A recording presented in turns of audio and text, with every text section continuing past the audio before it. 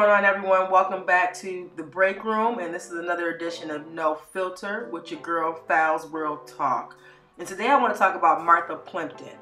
Yeah, she had a lot to say about abortion. You might remember her from the 1980s children's film The Goonies. In an interview with Dr. Willie Parker, she said some things about abortion and how easy it was for her, and she made light of it, and she seemed kind of happy about it, or she did seem happy about it, and I could see why it could rub some people wrong, but I don't think she really meant anything by it. But you know, take a look at the clip and make a decision for yourself. It has some particular significance for me for lots of reasons.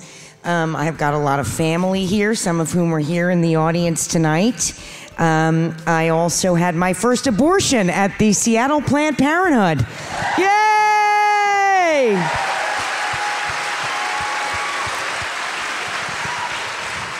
Notice I said first.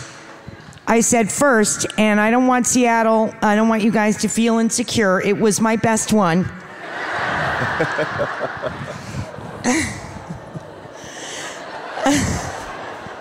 Heads and tails above the rest. If I could Yelp review it, I totally would. Clearly, Martha isn't that sweet little girl from the film. Her views on abortion and fetus tweets might scare some people. But with her wand in hand, she wanted to talk to Parker about his new book and why he decided to exclusively give abortion despite his Christian faith. And what that means is I had a very traditional religious understanding. Grew up in the church, the Black Baptist church.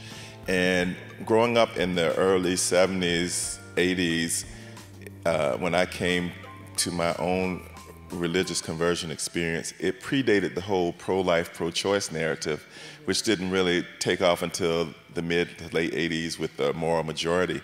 And anchoring my spirituality in that period can help one understand why I was never taught explicitly that abortion was wrong.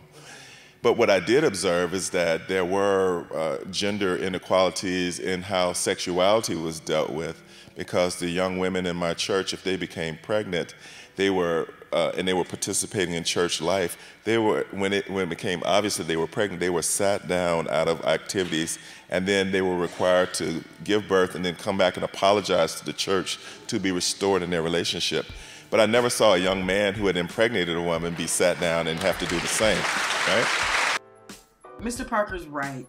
A male will never be sat down in a church or asked to apologize for getting another girl pregnant, especially if it was a girl in the church. It'd be too embarrassing. The parents wouldn't allow it, and it would just be thrown under the rug, swept under the rug. So I understand that. Mr. Parker also talks about Hippocratic oath. Martha asked him about that and his thoughts on that and the ethics involved with doctors that have different views on abortion law. First, do no harm is the secondary obligation you have to that person. So if I'm not going to do an abortion if I can't help, first do no harm would mean that I would not stand in her way and that I have an obligation to get her to the care that she needs. And so when physicians say as a matter of conscience that they don't provide abortions, that's fine, because you shouldn't do anything that you can't do conscientiously. But if you fail to refer that person on, you're now doing harm because you didn't help, but now you're not getting her to the service that she needs. So when a woman tells you that she's pregnant and she doesn't want to be and she's asking for your help, why do you feel compelled to say, but what about the baby that you're carrying? Yeah. So first, do no harm means that if I'm not going to help you, I'm not going to harm you, I'm not going to question your decision, and if I can't care for you, I'm going to refer you to somebody else who can. Right. Everyone's entitled to their own free speech. Everyone's entitled to say what they want to say or have an opinion on what they want to have an opinion on. Mary gave her opinion on abortions. She's had a couple abortions. She had her first one at 18, and she's happy about it. She thinks it's a good thing. So her cheering about it and being happy about it at her own event, that's her business. This is Fallon Davis, signing out with The Break Room.